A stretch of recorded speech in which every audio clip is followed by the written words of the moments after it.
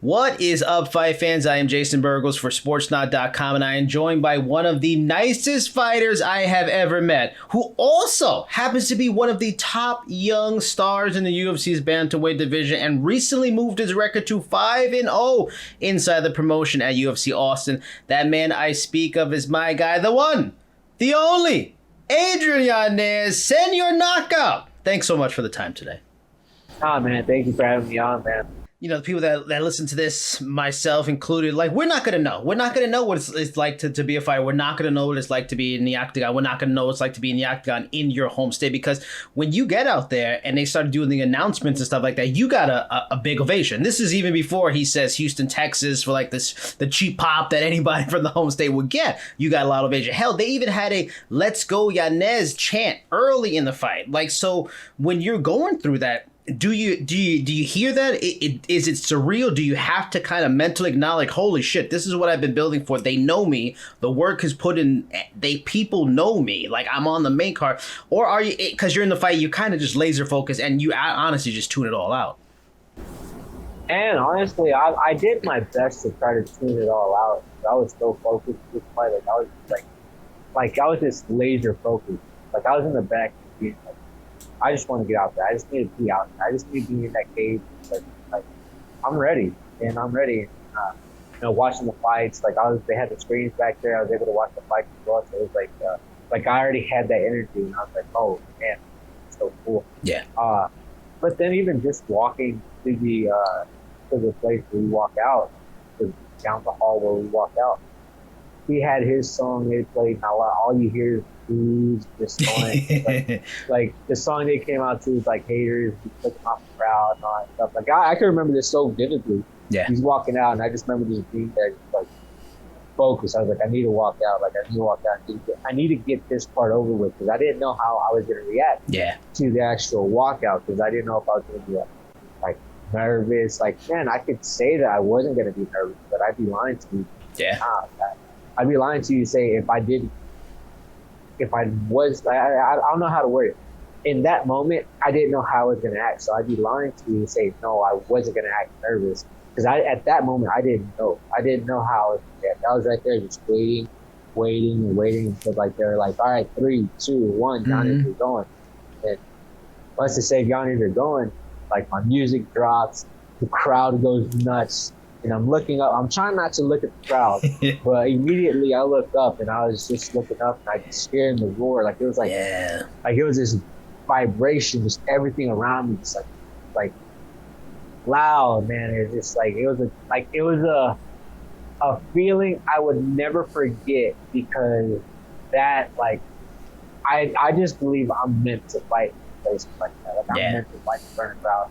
As soon as the crowd went nuts, I remember just looking up, seeing like the whole arena just jam packed.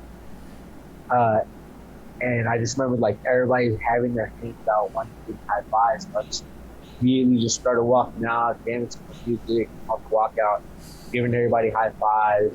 Everybody was so excited, and kind of like I heard one person, like I was so like everything was just so like I remember a lot of things, like just walking out. I remember seeing my little homie Steve No Neck on Twitter.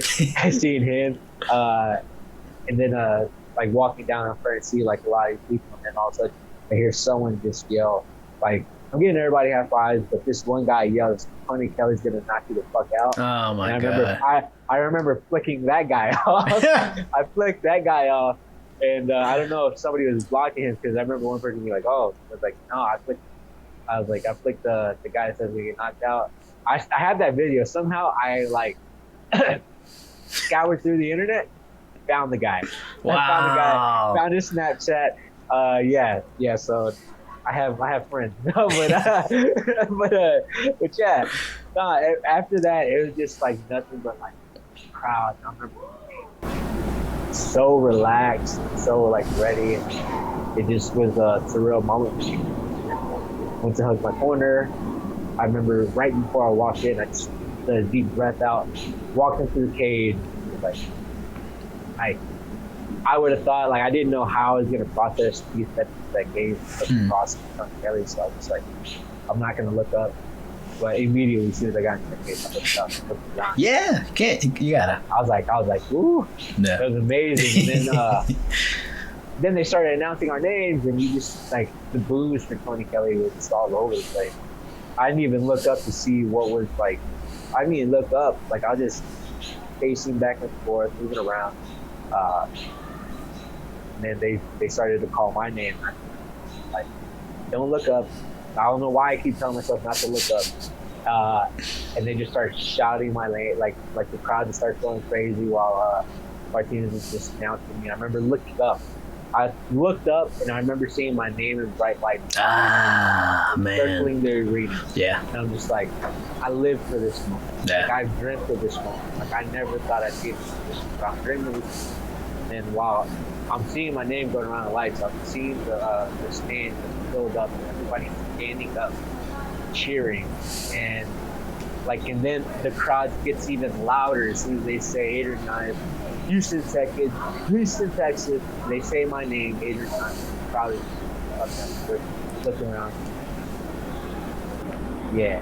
And to me, you feel like a bit of it like a Jekyll and Hyde, because Jorge Masvidal, Conor McGregor, Kevin Holland, like the people they act in the octagon, it's not much different when they're outside the octagon. However, that's not the case with you. I've interviewed a lot of fighters, and I could say without a doubt, you're like fantastically nice. You're a fantastically nice guy, a good guy, and you've always been like that. But in the octagon, like, you're nasty. You got a nasty streak, the amazing swagger. It just a very different than like when you just talk to your one-on-one and stuff like this. So is there like a moment, like you kind of mentioned, when you switched out and then the adrenaline cooked in after you already won the fight, and then is there a switch moment in the locker room, on the walk to the cage, where you kind of go from this guy that everybody knows, they've seen in the interviews, to that fighter that we then see in the octagon that has been compared to Jorge Masvidal, that is got a swagger, a nasty boxing, killer instinct? Is there a moment that kind of switch happens? And I don't know. I really don't know when it happens. I just know that, like, a fight is looming, and it just kind of makes me just kind of hyper focus in, especially because I love the sport. It's one of the things I love the sport, but I also know how dangerous it is. So I know I have to be the guy that does the damage instead of the damage being done to me. So it might just be like me, just like it might just be me just being a kind of like switching the competitive switch, because I know once I'm in there, I'm also too, like, I'm very competitive as well. Like, I'm really competitive, especially like we do like strength conditioning. Like, I have a guy next to me, and I'll start being like, nah, I gotta do it for the fact that he does. I gotta, like, yeah. So no, and then if I'm not, like, it's like, let's just say, like, if we're doing like sprints, and I'm like number 3, I want to try to get to 2 to get to number 1. Right. So like it's just me being competitive as well. So there's a lot that goes into it on my end, being competitive, but also, like, I know where I had to put the switch, because I know whenever I just started competing, a fight, like, I've lost a couple, like, now I'm like competing, fight, like, whenever I fight, like, that's whenever you start investing. And I started looking at the finish I got, and that's exactly how I feel like my UFC stuff, like, just wanting to go out there and fight, put the fights out. And plus, also, it does give me an extra incentive whenever I go out there and get a knockout, because an extra 50K always feels nice. Yeah. Now I'm gonna call out some UFC bullshit in that, and what seems like a hookup in that. After 5 wins in the UFC, 4 finishes for you, you're not ranked yet. Yet, Umar Nurmagomedov, Khabib's cousin, who has 3 fights, 2 finishes, is now in the rankings. You can only be human. That has to be a little annoying on some level, because especially it feels like a Khabib hookup and stuff like that. Is that a little bothersome? 5 wins, 4 finishes, you're not ranked, but this guy got 3. If he was like Umar Smith, he probably wouldn't be on there. You know what I mean? See, I called this from the very beginning. I was telling people, I was talking about the guy who said in an interview, like a pre-fight interview, like the fight. I was like, even if I do get that 15th spot, like I knock somebody out the top 15, because that's legitimately what happened. Yeah. I ended up getting that 15th spot. I literally said, you know, what's going to be funny is that this division is so stacked that someone might knock me out of the division, like might knock me out and take my place. Yeah. I was like, I'm not like, I don't, even if I do get the top 15 spot, how long am I going to have it? Yeah. I was like, it doesn't, like, to me as of right now, I just got to wait to see how everything plays out. But if it plays out the way I want it to, of course, I'd still be 15 and be trying to look to fight somebody ahead of me. Now I'm not ranked. Yeah. Essentially, I'm 16. So it's just like, well, now I get free range to fight whoever I want right now. You know, but at the same time, like, the fight that I wanted was Frankie, and I don't think that's going to happen now because there's no number next to me. So it's not enticing. But also, I saw a couple of people online on Twitter saying that, like, man, it is kind of BS that I have 5 fights in the organization. Yeah. 4 finishes. Yeah. All bonuses. And, you know, my fights would consistently get better.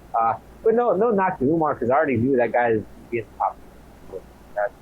Too. I saw that fight whenever Nate Maness signed out. Nate Maness has some big balls because I don't see him fight ball. Yeah. And they just showed because in that third round, like, he was done. He was still fighting, but he was done, man. He got front kicked in the face, like his legs were heavy, a little bit all over the place. But it's not really annoying because I expected this to happen. I mean, well, you know, let's talk availability. Let's do hypothetical booking. I'm going to give you 3 names, you know, and they're all fighters that are either they just fought, like Umar just fought, or they're coming up, or maybe they fought already. Now, speaking of him, we brought him up. It would make sense. You're 16 type, essentially. He's 15. What about a fight with Umar Nurmagomedov? Yeah, no, that fight. Like, yeah, all these guys. So I'm gonna have to fight people. They're all gonna be the guys that are top of the guy. Like, I don't see anybody losing their rank. A lot of these guys do it. And then also too, man, you know, kind of bugging me is that there's guys that are 1-4, 3, 5 fights still ranked. Yeah. I'm just like, all right, cool. Just because of the name, but because legitimately, I could have been number 13, 14, 15. You know, so yeah. So, and so that's also a thing too. But yeah, no, Umar took my spot. Well, here's another one, and I talked to him yesterday. I brought up your name, and he said he'd be interested. He's a fan of yours. He likes how you fight. Of course, he felt he could win, but every fighter says this. But what about someone who was in the rankings? He got to win on the same card as you. He's kind of hovering around the 15. What about someone like Cody Stamann? Cody Stamann would be fun. Yeah, no, that would be pretty fun. Yeah, guys definitely got to see. Shit. Like, we had a really good fight against Eddie Wineland also. That was the last fight. So, and also he was on a good streak. So, yeah, that fight is good. I think that's so essentially, is it like, because oddly enough, I brought up Frankie Edgar to him, and he wants a Frankie Edgar fight too. Yeah. Is that a kind of thing that you would like to, like, are you gonna kind of tell your management? Do you have to do what is kind of the thing in UFC and MMA today? You gotta have to call them out. I mean, you have a reach. You have, you know, people that support you on Twitter. You know, you have this stuff. So do you have to kind of go to the social and be like, Frankie, I'm here. What are you doing? You busy? Yeah, no, man. That's just not my style, man. Right. Kind of like as much as I feel away about a lot of these fighters, like, you know, going about how they go about it. I'm just never gonna be that guy that I and also one of those things too. I respect the living hell out of Frankie Edgar. Right. I would not, like, it'd be one of those things that if it's done, like, I would have to be all due respect, you know. So, and also wouldn't want to be like in that position, kind of like bad mouth, and be like, hey, Frankie, what the fuck's up? Let's fight. See, that was good. Be, you should do it. That was good. I should, but that's just not me, man. I'm not gonna go out there and do any of that because it's just not me, man. I gotta be genuine to myself. I am gonna push for it behind the scenes. I'm gonna see what the landscape looks like, and like, do I want to fight? Like a guy who's like 2-2 in his last 4. You know, I kind of want to fight a guy that's like that has, you know, a good record, because like I kind of know, but like it was easier to pull me out the top 15 because it was Tony Kelly. Yeah. You know, since it was Tony Kelly, a guy who was like 8-2 at the time. Yeah. A guy who was already like probably not even close to the top 25. Like, like he was like close to the back of the bus. Yeah. Then like it's so much easier for someone to go like, oh, Umar fought 15-1, Nate Maness. Yeah. You know, so that win is better than Tony Kelly. Yeah. So even if I did stop him or whatever, that win right there, because Nate Maness gone out there and was undefeated, he goes out there and Umar has a dominant win. So for me, it's just kind of more like it's more like I got to see how the landscape is. Of course, 100%. I want to fight all these guys. Like I got to be a little bit smarter because I want something that's going to push me up. Yeah. Because I wouldn't want to fight Eddie Wineland like after he's been like knocked out. Yeah. You know? Like I wouldn't want to fight. I would. That to me, and honestly, that would make me feel good at all about that. Right. Like, yeah, you know, it is what it is. You know, it is what it is.